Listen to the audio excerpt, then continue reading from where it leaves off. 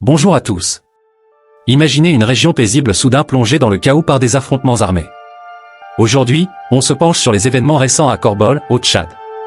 Que s'est-il vraiment passé? Restez avec nous pour le découvrir. N'oubliez pas de vous abonner à 360 News Afrique, de commenter vos réactions et de partager pour suivre l'actualité africaine en direct. Korbol se trouve dans la province du Moyen Chari, au sud du Tchad. C'est une zone rurale calme, entourée de paysages semi-arides, où les habitants vivent de l'agriculture et de l'élevage. Mais en janvier 2026, tout a basculé avec des violences soudaines. Ces faits s'inscrivent dans l'histoire mouvementée du Tchad, rébellion, instabilité depuis la mort d'Idriss Déby en 2021. Son fils Mahama a pris le pouvoir en promettant la stabilité, mais des groupes comme le MPRD continuent de défier l'État. Fondé en 2005 par Djibril Nasser, ce mouvement oscille entre paix et combat. Le 13 janvier 2026, Korbol est devenu un champ de bataille. L'armée parle d'opérations contre des bandits armés, les rebelles d'encerclement injustifié.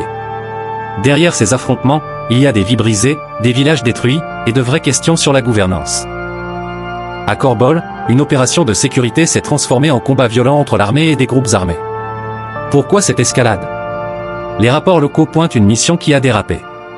Pour comprendre, revenons au déroulement. L'état-major a lancé une opération de routine pour rétablir l'ordre face à des bandits accusés de terroriser les civils. Mais le 13 janvier 2026, ça a viré aux échanges intenses avec armes lourdes. L'armée, bien équipée, a affronté les combattants du MPRD, qui se présentent comme un mouvement pour la justice et le développement. Les tensions venaient de négociations de paix bloquées, le gouvernement voulait un désarmement total, les rebelles exigeaient des garanties politiques. 3 émissaires officiels ont été envoyés avec un ultimatum de 48 heures, mais retenus, ce qui a déclenché l'offensive. Le secrétaire général du MPRD, Luc Beyam, accuse l'armée d'avoir encerclé leur position. L'armée parle d'embuscade rebelle. Au fond, ces fractures ethniques et régionales persistent, le Sud se sent marginalisé par le Nord dominant, avec pauvreté, manque d'infrastructures et changements climatiques qui aggravent les conflits pour les ressources. Cette opération ratée montre que la force l'emporte trop souvent sur le dialogue, perpétuant un cycle de violence. Les villages autour de Korbol ont beaucoup souffert, incendies, destruction massive. Des témoignages évoquent aussi des agressions graves contre des jeunes filles par des individus en tenue militaire. Ces allégations sont corroborées par des sources locales à Sar, mais demandent plus d'enquête. Les impacts sur les communautés sont dramatiques. Les habitations traditionnelles et les champs ont brûlé, laissant des familles sans toit ni ressources.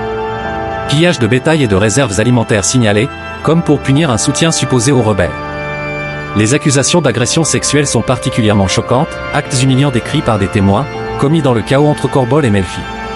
Le gouvernement nie, parle de propagande, mais des leaders communautaires et ONG confirment partiellement ces récits.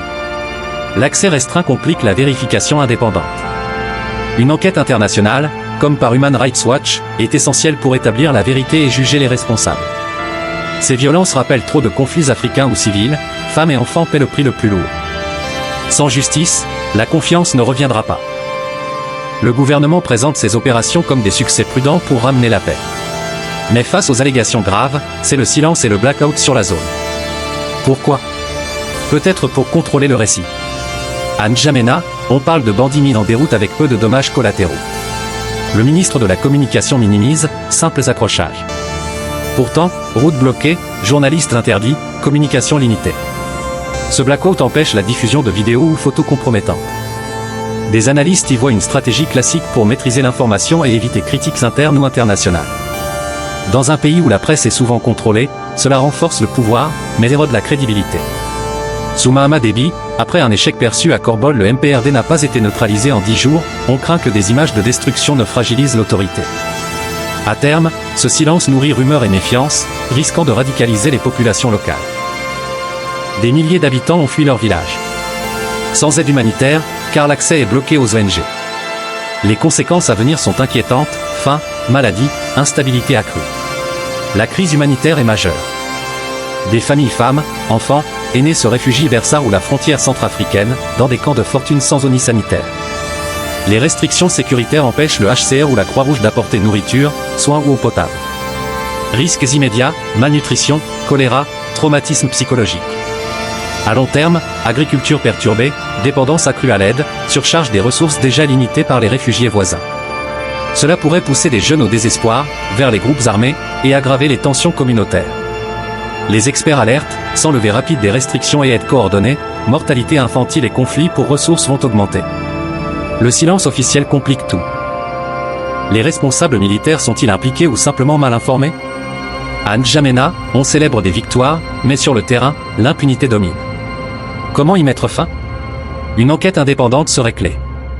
Des rumeurs parlent de tolérance ou d'implication de hauts gradés dans les exactions. Les communiqués officiels masquent un échec, pertes lourdes, peu de prisonniers. L'impunité récurrente au Tchad érode la discipline armée et permet des abus sans sanction. Une commission mixte en Union africaine pourrait examiner les chaînes de commandement, entendre témoins et recommander des poursuites. Des exemples comme en Côte d'Ivoire montrent que cela restaure la confiance. Sans cela, le sentiment d'impunité persiste, encourageant plus de violations. Des formations aux droits humains pourraient aider aussi. Le plan semble clair, limiter les témoignages au maximum. Chaque jour sans médias indépendants permet d'effacer des traces ou d'intimider des témoins. Qu'en pensez-vous? Sécurité ou censure? À long terme, cela creuse la méfiance entre population et autorité. Le cordon autour de Korbol empêche les civils de raconter librement. Cela risque de transformer les habitants du Sud, déjà marginalisés, en opposants convaincus. Des tactiques similaires ailleurs ont conduit à des soulèvements. Pour inverser la tendance, ouvrir la zone à des observateurs neutres serait un geste fort de transparence. La communauté internationale reste très discrète. Pourquoi ce silence face à Korbol? Peut-être par manque d'informations fiables et contradictoires des deux côtés. L'ONU et l'UE appellent au calme sans condamner fermement.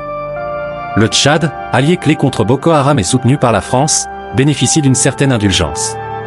Mais ce mutisme risque d'encourager l'impunité et de laisser le régime privilégier la force. Sans changement, les tensions risquent de s'étendre au sud, provoquant plus de déplacements et d'instabilité. L'économie locale en pâtirait gravement. Suggestion principale, relancer un vrai dialogue inclusif avec le MPRD et d'autres groupes, sous médiation de l'Union africaine, pour un accord de paix durable. Pour résoudre la crise, ouvrons immédiatement l'accès aux aides humanitaires. Ensuite, justice égale pour tous, punir fautifs rebelles comme militaires via des tribunaux hybrides neutres, avec juges locaux et internationaux pour garantir l'impartialité. Les communautés peuvent se protéger en créant des réseaux d'alerte locaux par téléphone pour signaler les menaces tôt. Former des médiateurs communautaires neutres aide à désamorcer les conflits avant qu'ils n'escaladent. Protéger les civils exige plus de surveillance internationale. Impliquer l'ONU pour déployer des observateurs dissuaderait les abus et faciliterait l'acheminement rapide de l'aide. Une justice impartiale doit juger actes des forces officielles et des opposants.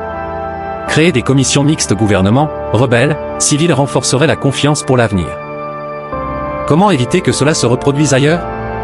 Investir dans l'éducation à la paix et des dialogues intercommunautaires, avec des programmes scolaires enseignant la résolution pacifique des conflits. En résumé, Korbol nous rappelle qu'équilibre entre sécurité et droits humains est essentiel pour l'unité du Tchad.